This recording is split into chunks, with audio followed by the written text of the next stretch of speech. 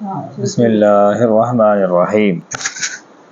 ناظرین، جیسا کہ میں نے ایک سے پہلے ایک ویڈیو بنا چکا ہوں جس میں کربلا کا مختصر سا واقعہ آپ کو بتایا، مختصر سی ڈیٹیل بتائی تھی، اور فضائل کیا ہیں محرم کے اس کی تھوڑی سی باتیں بتائی تھی، لیکن کچھ رہ گیا تھا وہ میں آج پورا کرتا ہوں۔ دراصل میں جس مقصد سے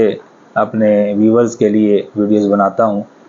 وہ ایسے علاقے ہیں جہاں پر تعلیم بہت کم ہے اور کوئی انتظام نہیں تھے، لوگوں نے اپنے بچوں کو باہر پڑھنے کے لیے بھیجا نہیں مدرسوں میں، اور ہمارے اس علاقے میں مدرسے نہیں تھے، مساجد نہیں تھی۔ اب تو ماشاءاللہ مدرسے بھی ہو گئے، مسجدیں بھی ہو گئی ہیں، اس کے باوجود بھی لوگ بچوں کو پڑھا نہیں رہے زیادہ۔ بہرحال یا تو بچوں کو باہر بھیج کر پڑھایا ہوتا، یا ہمارے وہ ہم سے نہیں ہو سکی، یہ قربانیاں نہیں دے سکے، اپنے بچوں کو اسکول میں پڑھایا یا کاموں میں لگا دیا، کسی کو یہ فکر نہیں رہی دین کی، کیونکہ دین کا فکر اور اس کا ڈر اور خوف اور دین کا شوق اور دین اسلام کیا ہے اس کے بارے میں معلومات ہی نہیں تھی، تو ان پڑھتا تھی، جہالت تھی، اس لیے بہت سارا نقصان ہوا امت کا، اور بہت سارے ایسے گھرانے اور ایسے علاقے اور ایسے طبقے رہ گئے جو دین سے محروم رہ گئے اور ان میں اسلام نہیں آ سکا۔ نہ وہاں انتظامات تھے، نہ وہاں ماحول تھا، نہ مدرسے تھے، نہ مسجد کے بچوں کو پڑھایا جاتا۔ بہرحال اب تو وہ دور نہیں رہا، اب تو اتنا اس کا بستار ہو گیا ہے اور اتنا پھیل چکا ہے، اسلام کی جانکاری لینے کے لیے طرح طرح کے انتظام آ گئے ہیں، ابھی نیٹ آ گیا ہے، ویڈیوز بن رہی ہیں، تمام جو لوگ چاہیں علم سیکھ سکتے ہیں۔ بہرحال تو میرا مقصد انہی لوگوں کے لیے ہے جو اس سے انجان رہ گئے ہیں۔ تو محرم کے بارے میں کئی ایسے میسیجز آ رہے ہیں اور فون بھی کہ محرم کیا ہے، اور جیسا کہ میں نے کل کہا تھا، اور یہ شہادت امام حسین کیا تھی، کربلا کیا تھا، بہت لوگوں کو نہیں معلوم، بہت لوگوں کو، ہمارے آگے بچوں کو معلوم نہیں ہے۔ تو مختصر سا حوالہ آج پھر دیتا ہوں، تھوڑی سی بات بتاتا ہوں آپ کو۔ پہلے اس کے فضائل بتا دیتا ہوں۔ محرم کا مہینہ غم کا مہینہ تو ہے ہی، اور بڑی بابرکت مہینہ بھی ہے، اور محرم کا مہینہ حرمتوں والے مہینوں میں سے ایک ہے، لہٰذا نبی علیہ الصلوۃ والسلام اس کا بڑا اہتمام بھی کرتے تھے، اور ہمارے لیے تو نبی علیہ السلام کے جانے کے بعد یہ مہینہ اس لیے زیادہ بابرکت اور بڑا غم کا ہے کہ اس میں نبی علیہ السلام کی اولادوں کو، ان کے نواسوں کو، یعنی ان کے دھوتوں کو، جس طرح سے لوگوں نے، بنی امیہ کے لوگوں نے جو حکومت کے لالچی تھے اور حکومت کے متلاشی رہے ہمیشہ، اور بنو ہاشم سے ان کی دشمنی چلتی رہی شروع سے۔ بہرحال تو محرم کے مہینے میں کربلا کا جو معرکہ جو ہوا ہے اور واقعہ کربلا جو ہوا ہے، اس میں حضرت امام حسین علیہ السلام کو جس طرح سے شہید کیا گیا، کل میں نے اس تھوڑی سی بات کی تھی، تو اس لیے ہم اس کا غم مناتے ہیں۔ آپ کو پتہ ہے شیعہ تو بہت زیادہ ماتم مناتے ہیں اس کا، اور ماتم کرتے ہیں، ہر سال کرتے ہیں، اور میں مانتا ہوں کہ یہ اس طرح سے ماتم کرنا درست نہیں ہے، اپنے ہی جسم سے اپنا خون بہانا۔ تو اگر یہ شیعہ حضرات اس طرح سے اپنے آپ کو مار کر زخمی کرتے ہیں یا خون بہاتے ہیں تو بہرحال غلط ہے، ہم اس کی تائید تو نہیں کرتے، اس کو جائز قرار نہیں دیتے، لیکن اگر وہ ایسا کر رہے ہیں تو امام حسین کی شہادت کہیں نہ کہیں زندہ ہے، ورنہ قوم امت آج تک ان کی یہ قربانی بھول چکی ہوتی، اور ان کا یہ اسلام کو بچانے کا انداز، شہادت دے کر جو انہوں نے اسلام کو بچایا ہے، لوگ امام حسین کی قربانیوں کو، ان کی اولادوں کی قربانیوں کو بھول چکے ہوتے، تو شیعوں نے کہیں نہ کہیں اس کو زندہ رکھا ہوا ہے۔ بہرحال ہم اس کی تائید نہیں کرتے کہ ہم بھی ایسا کریں، لیکن غم منانا اور محرم کے مہینے میں ان ہستیوں کا، ان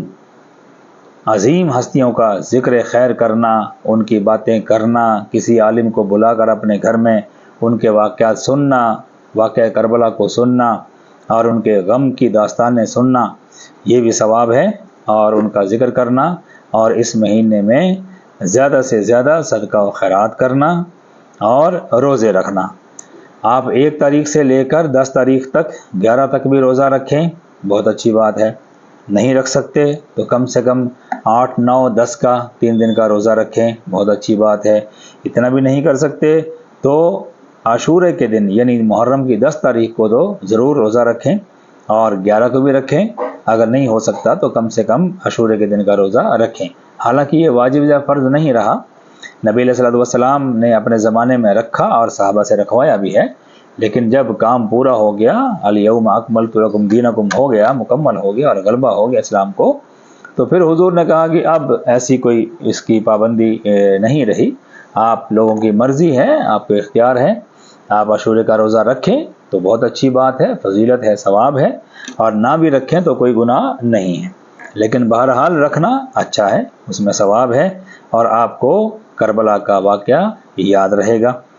और इस महीने में बच्चों को खाना खिलाना और गरीबों यतीमों की देख रेख करना, उनकी मदद करना, उनको कपड़े देना, उनको खाना खिलाना, शरबत पिलाना, पानी पिलाना, जितनी खिदमत हो सकती हैं करें।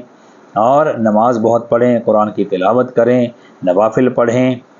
जितने नेक अमाल आप कर सकते हैं करें। और किसी मरीज़ को की इयादत को जाएं, बल्कि उसकी मदद करें, उसको दवाई दारू लेकर दें, उसको सब्ज़ी फ्रूट ले जाकर दे दें, उसकी खिदमत हो जाए। जितनी भी आप जानी और माली खिदमत कर सकते हैं करें और अल्लाह से इस महीने में माफ़ी मांगें, तौबा करें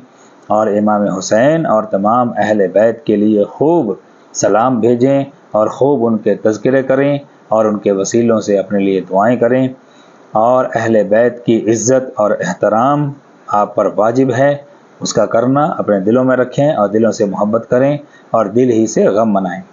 अब आप लोगों में से बहुत सारे लोगों का, बच्चों का सवाल होगा, ये अहले बैत किसे कहते हैं? तो अहले बैत हैं हुज़ूर की हज़रत मौला अली अलैहिस्सलाम, हज़रत फ़ातिमतुज़ ज़हरा सलामुल्लाह अलैहा और उनके दोनों बेटे इमाम हसन और इमाम हुसैन। ये असल नबी करीम सल्लल्लाहु अलैहि वसल्लम के अहले बैत में से हैं। ये जहाँ कहीं भी ज़िक्र आता है इन्हीं 4 लोगों का ज़िक्र आता है और इन्हीं 4 को हुजूर ने अपनी अहले बैत करार दिया है, बताया है और अल्लाह से दुआ की कि इनको पाक कर दे, ये मेरे अहले बैत हैं। लिहाजा हमें इन अहले बैत की का एहतराम और उनसे मोहब्बत और उनकी पैरवी करना हम पर लाजिम है। और इसी तरह से नबी करीम सल्लल्लाहु अलैहि वसल्लम जब फ़तेह मक्का के बाद मदीना को वापस चले थे तो रास्ते में एक गांव पड़ता है खुम, तो खुम नामी गांव में एक तालाब था, उसे गदीर कहते हैं, तो वो गदीर खुम के नाम से मशहूर हुआ और वहीं पर हुजूर नबी करीम सल्लल्लाहु अलैहि वसल्लम ने मिंबरों का पलानों का मिंबर बनवाया और उस पर बैठकर काफ़ी देर एक बहुत लंबा चौड़ा बयान, एक तकरीर की, लेक्चर दिया, जिसमें हुजूर ने आखिर में हज़रत मौला अली का हाथ बुलंद करके ये फरमाया कि मन कुन्तु मौलाहु फ़हाज़ा अलीयुन मौलाहु, कि ऐ लोगो सुन लो। 1.25 लाख सहाबा का मजमा था वहाँ पे, तो हुजूर ने फरमाया ऐ लोगो सुन लो ध्यान से कि ये जो अली हैं,